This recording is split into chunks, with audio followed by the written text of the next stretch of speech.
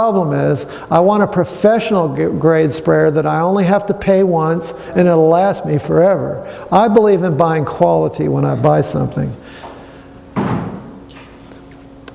In the beginning, we start the season with compost tea when our tomatoes and other plants are just put in the ground. When the plants are tiny.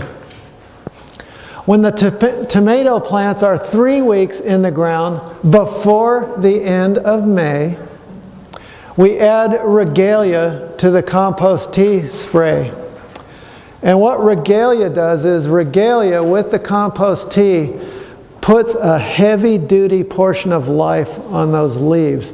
It's kind of like a full parking lot. Have you ever driven around looking for a place to park and can never find a place to park? Well, that's what these two products do. This compost tea and regalia basically put so much life on the leaves of your plants that disease cannot find a toehold on those plants. This spray is about raising the level of phenols in the leaves and is not as hospitable to fungi. Mid to late May and through the season, you want to do a weekly spray of regalia and compost tea mix, and you want to spray more if it's rainy. This adds so much life to the leaves that there is very little room for disease. If you were to look through a microscope at it, the leaves, it would look like a jungle. So what you're doing is you're supercharging your tomato plants with life. Before the plants flower, so after starting with compost tea and regalia, very shortly, very soon after, maybe a week, you want to integrate double nickel into the spray program. The double nickel makes the leaves more vibrant. The theory is it may help the acquired systemic immune response of the plant to naturally fight off pathogens. Add the double nickel once a week during rainy times or every other week in dry times. So you don't need to use that every week, but use it every other week in dry times. I'm going to tell you at the end of the class about all these products. Spray regime after you see flowers appearing on your tomato plants. Once the tomato plants begin flowering, tomatoes are way more vulnerable. They are putting energy into producing seed and their defense system is not as good. The weather is warmer and the diseases are more likely to be coming. Now the compost tea is mixed with either Serenade or Sonata. Now both of those products are interchangeable. You can use either or, not both. I favor Serenade. I like it a little better. And I think a lot of folks will use that. But you can use both. Actually, if you experience problems switching off, Serenade and Sonata is a really smart plan because it makes it really hard for the blight to get onto your plants that way. But if you do the same spray program, you can do it. And it will work. But it's better switching things off. Now, I don't switch off because I have a limited amount of money. I want to buy one product and make that work. So, Serenade or Sonata are both antifungal.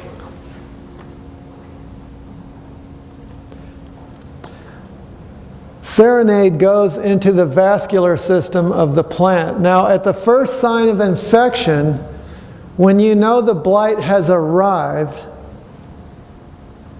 you add copper sulfate to the Serenade or Sonata compost tea mix.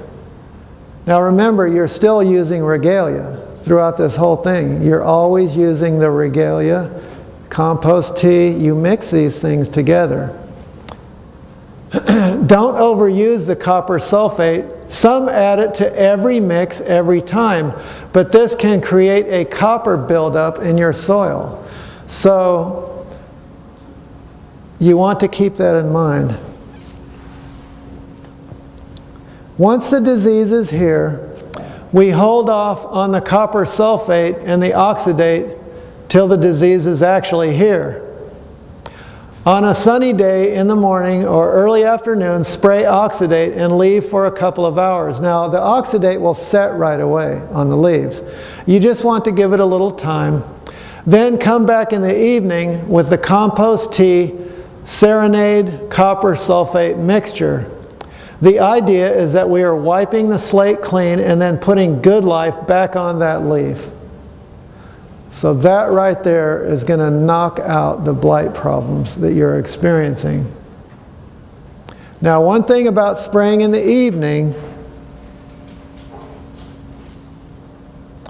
is because we want to keep our natural pollinators alive. I never generally spray any kind of pesticide or fungicide during the day. Unless I got to go to work, I'll do it in the morning sometimes.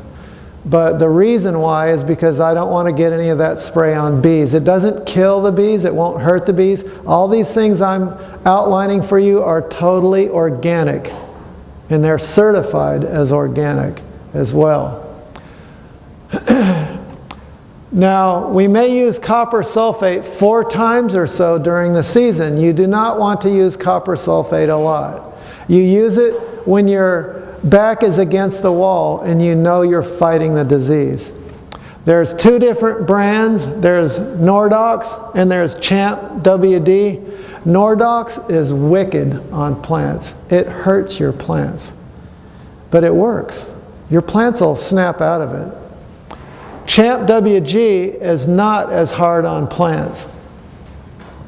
Now, the way Van Wingerden used to, when they'd get a pest problem, is they'd spray nicotine inside their greenhouses and the plants would wilt. It's similar to what this stuff will do. The plants will wilt for a day and then they come right back.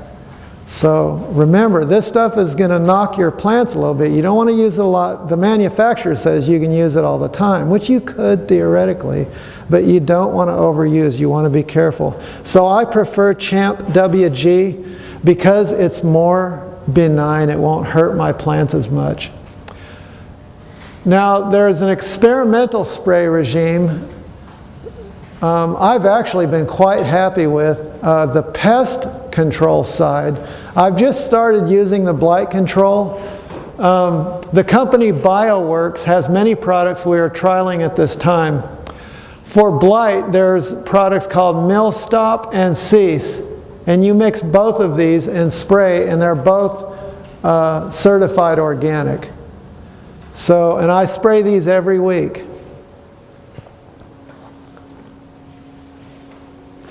There's another product out there that I believe is worth a try. Now what this thing is, it's called Sporatech, and this has, have you ever heard of essential oils?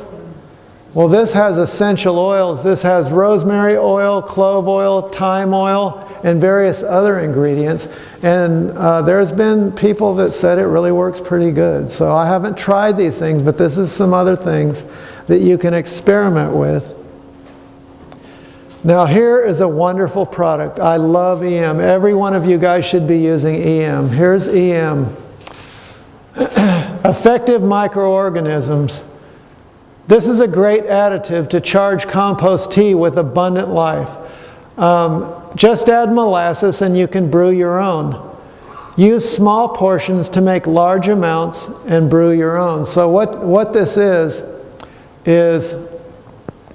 these are microorganisms that you can take a little small amount and put it into a large 5-gallon bucket of water or 50-gallon drum, 55-gallon drum of water on a warm sunny day, and you can add it to your compost tea.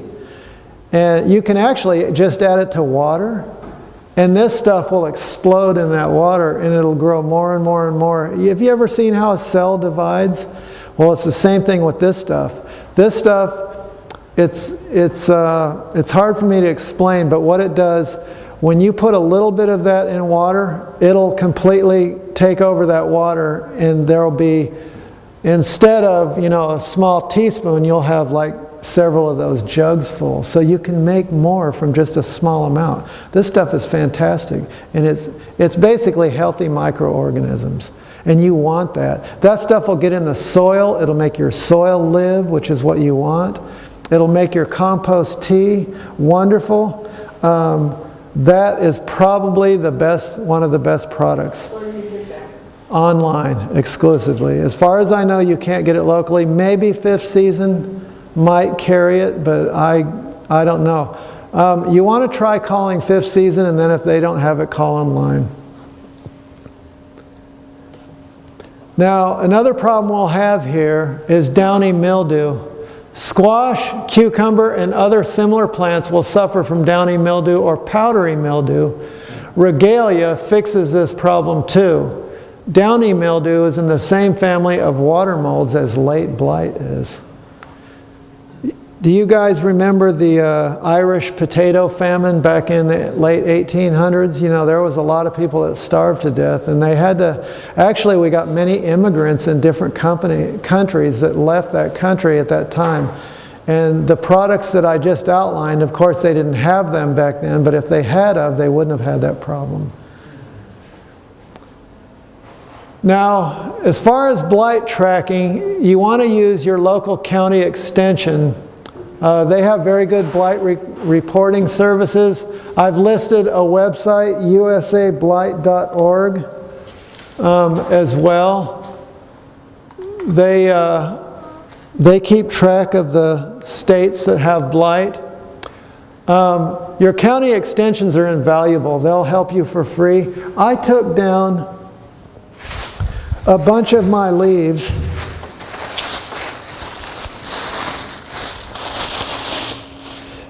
down to the county extension. It's been several weeks now, but they told me that my field cucumber had spider mites and downy mildew.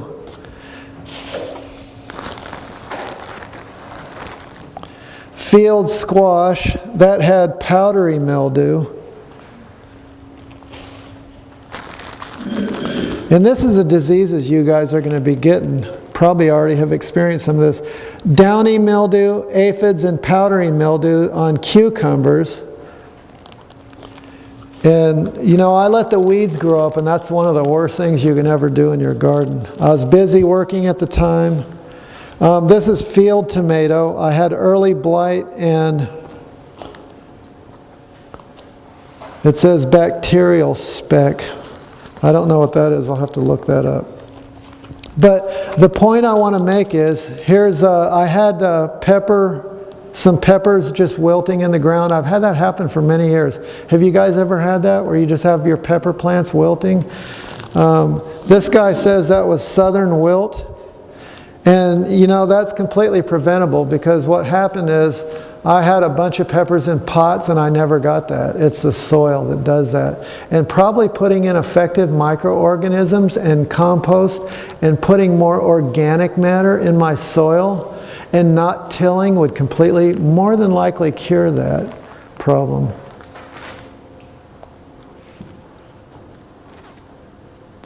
What are you using for a carrier?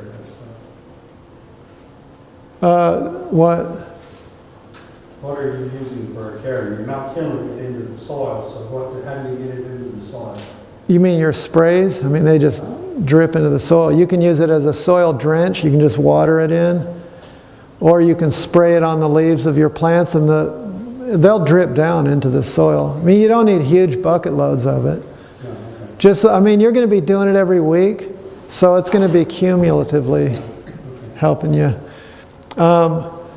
If you know that late blight has arrived, then conditions are right for the pathogens. Spray copper and serenade together when you know it has arrived. It actually arrived here probably about 4 weeks ago. Other tomato problems are splitting. An easy cure for that is just pick before a rain event. Before you know it's going to start raining for 4 or 5 days, just pick all your tomatoes. You can pick them even a little green. It doesn't hurt anything. I do it all the time. Blossom end rot is caused by calcium deficiency, and you can spray CalMag. You can do a foliar spray or do a soil drench of this product. You can get it, I think, at Fifth Season or definitely online. And really, a lot of times what the calcium deficiency is all about in your tomato plants is not necessarily that there isn't calcium in the soil. It's that the water is so, there's no pattern or no rhyme or reason for it raining all the time.